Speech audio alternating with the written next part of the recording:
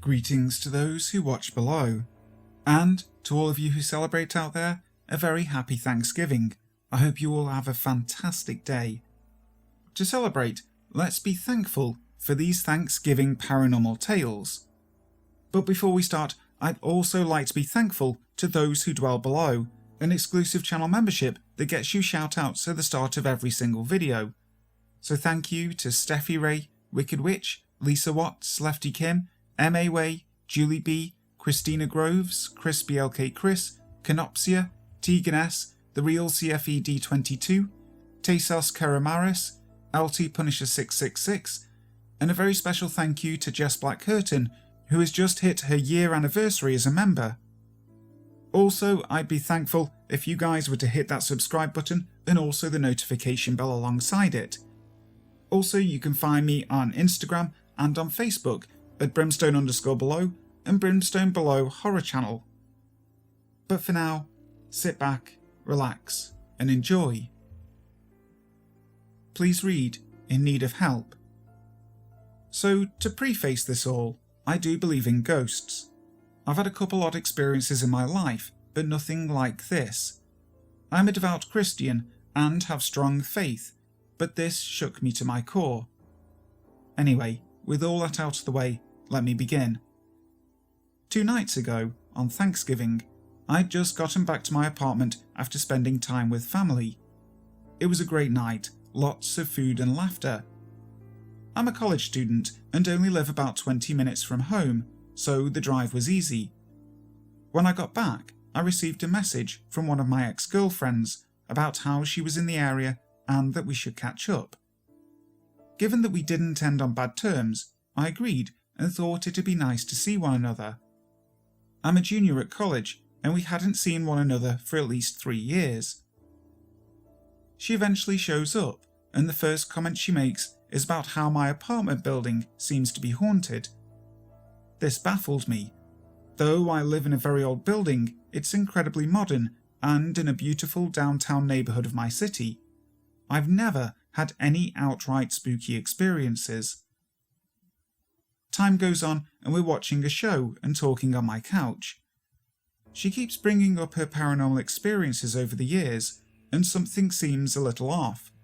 She's very monotone, very unexcited and emotionless, almost to the point that it's uncomfortable. She then says she recently went to a medium and wanted me to hear the audio recording of the whole conversation. She got her phone out and played an audio file where the medium is just talking to the other people in the group. Then my ex looks at me and says, "This is the part she starts talking about you." I sat there puzzled, but the recording went on. The medium started describing me in pretty impressive detail. She called my jawline cheekbone, as that's my most prominent feature.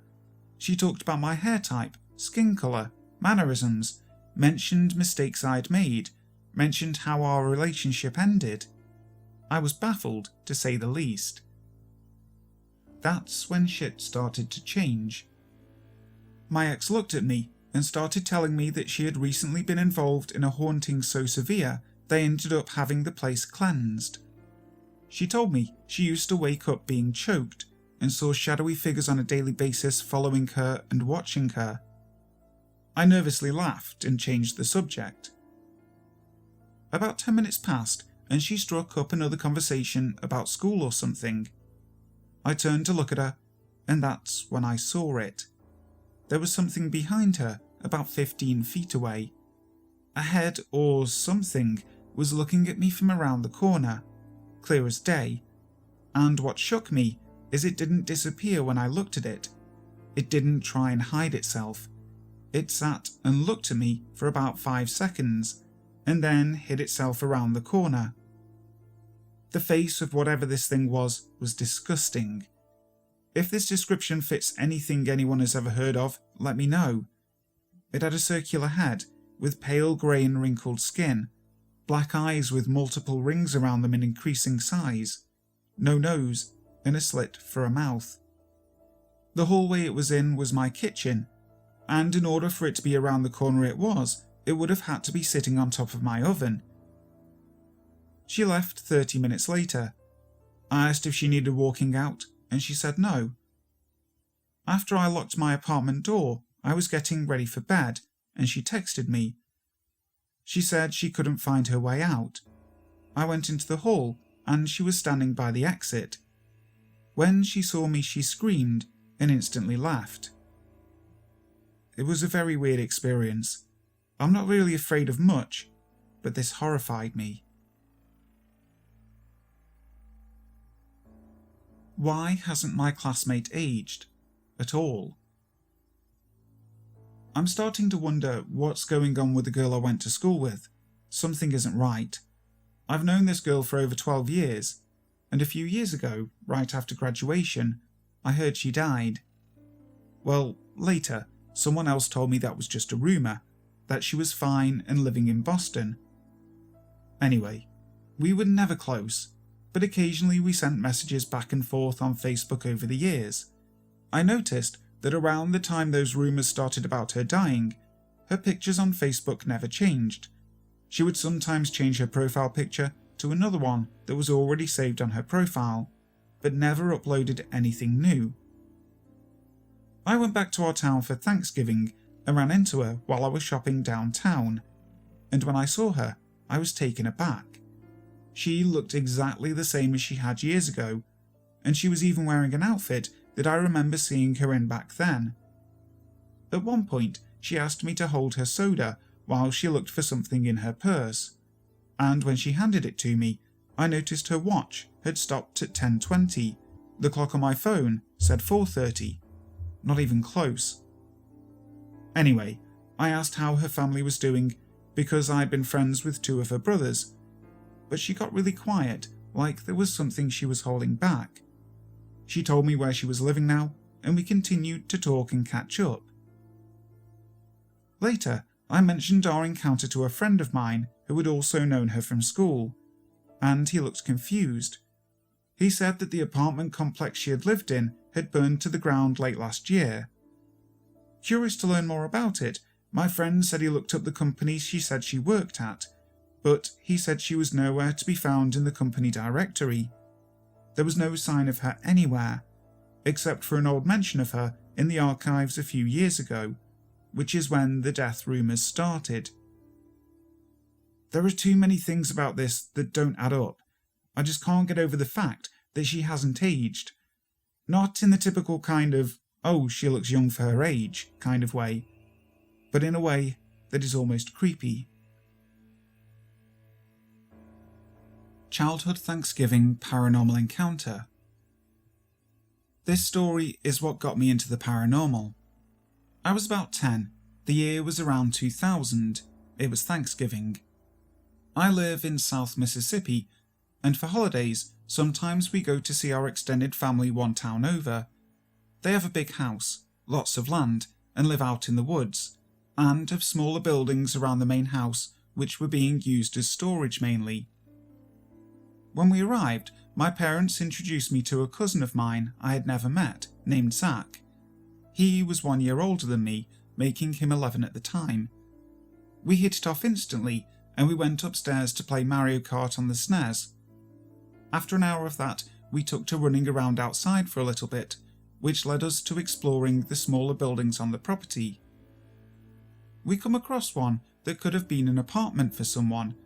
It had a small kitchen, refrigerator, TV and living room, and some workout machines on the first floor. It wasn't a big building at all. The upstairs consisted of 2 empty bedrooms and a very small hallway dividing them. The upstairs rooms were to the immediate left and right of the top of the stairs.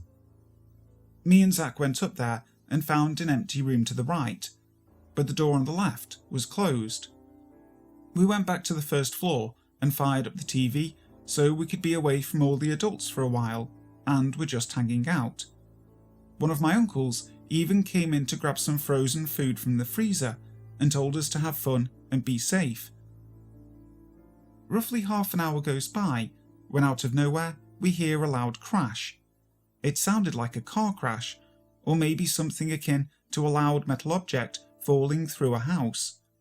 However, it all seemed to be coming from upstairs. Naturally, we wondered what the hell was going on. We went up to the staircase to see what was up, and there he is, a neon green figure, similar to how the Flying Dutchman from SpongeBob is depicted, transparent bright green, and he was staring over the railing. It was hanging halfway out of the previously locked door, staring at us. The door was cracked open now. Anyway, me and Zach both screamed bloody murder and ran back to the main house and told our parents, who laughed it off as kids being kids. I think someone even made the statement it could be a deceased cousin of ours that stayed over there at one point or another. To this day, my mother even brings it up sometimes because we both love the paranormal. But it being so long ago, I'm sure my memories have distorted a little bit. However, the image of the green man sticking through a door and leering at me down a staircase and that loud crash will be with me forever. The invisible roommate. I was talking to my mom while I was helping her make our Thanksgiving dinner, and the conversation got to the house she had just moved out of a couple of weeks ago. We all strongly believe that the house is haunted, though we believe the spirit or spirits to be benevolent, since he or she never did anything at all threatening, so we didn't really mind too much. In fact, we sometimes called them the invisible roommate that doesn't pay rent. I did hate going to the bathroom there because there had been witnessed activity in the bathroom, so I always felt like there was something in there watching me pee. I personally was never there enough to witness anything, but a few nights where I'd sleep over, I had things go missing and turn up in places I never would have left them. My cell phone once ended up in the bathtub's built-in soap dish somehow, and I found one of my video games on top of the microwave, for example. I also tended to feel like I was being watched when I was alone in my sister's room, or when I was in the back area of the basement, and would not go in these places by myself. The first time anyone ever experienced anything was when my mum's boyfriend, I'll call him Stacy, had first bought the house and was fixing it up, who would often stop in unannounced to keep him company. He was busy painting a room when he saw someone walking up the stairs towards him. He assumed it was his friend and started talking to him, but got no response, and quickly realised that he was alone. He called his friend asking him where he went, but he wasn't even in the city at the time. The second time anyone experienced anything was my sister. Note, Stacy never told anyone about his experience before then, so we had no idea the house was potentially haunted. She was about to go to the bathroom before going out somewhere with my mom when she saw what looked to her like Stacy walking into the bathroom, so she decided to wait. After a bit of a wait, my mum called to her, wondering what was taking her so long, and she told her that she was still waiting for the bathroom because her boyfriend was in there. It turned out he was asleep on the couch the entire time. My mum also brought a friend to the house who claimed to be psychic. I'm not sure if she was or not, but I do know she had an eerie ability to predict things, such as when she demonstrated an uncanny ability to predict when at least 3 of her friends were pregnant before even they knew. The second this woman set foot in the house, she turned to my mum and asked, "Who else is here?" Apparently, she felt the presence of a third person in the house, even though it was just the 2 of them. We had never mentioned anything to her about the house being haunted before then, so she had no forewarning.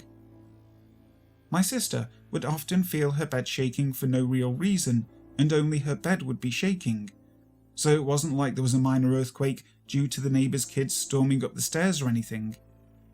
It might be worth noting that the bed had previously belonged to a family friend who had committed suicide several years prior, though we're not entirely sure that it was related, as we think the haunt was there before she moved in with the bed.